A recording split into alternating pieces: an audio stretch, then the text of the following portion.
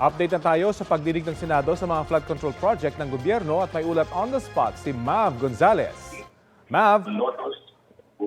Rafi, pinasabina ng Senate Blue Ribbon Committee ang mga construction companies na inisnab ang pagdinig ukol sa flood control projects ngayong araw. Sa 15 inimbita kasi, 11 lang ang sumagot at sa mga ito, 7 kumpanya lang ang dumalo ang may-ari o abogado. Kaya naman nagmosyon si Senador Ronald Bato de la Rosa na ipasabina na sila sa susunod na pagdinig. Move for the issuance of subpoena to those absent invited resource persons, particularly yung mga contractors, Mr. Chair, to require them to be present in the next hearing. I so move, Mr. Chair. I think the motion is in order. No objection.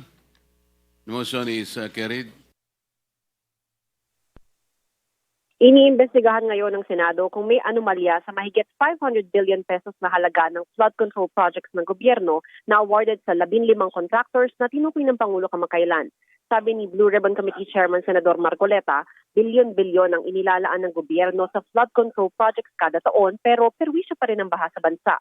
Titingnan ngayon ng komite kung may irregularidad sa bidding at awarding ng mga proyekto at kung dekalidad at epektibo ba ang mga natapos ng proyekto.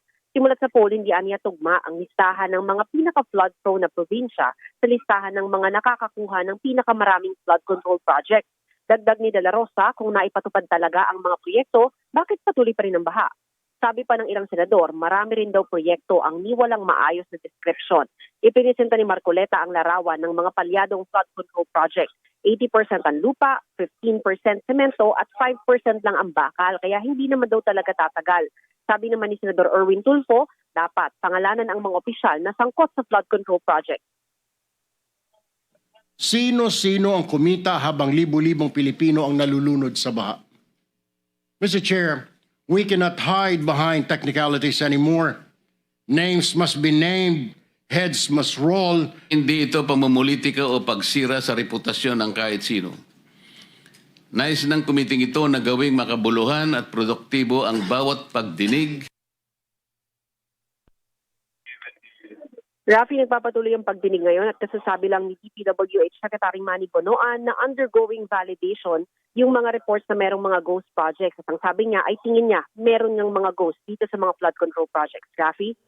Maraming salamat, Mav Gonzales.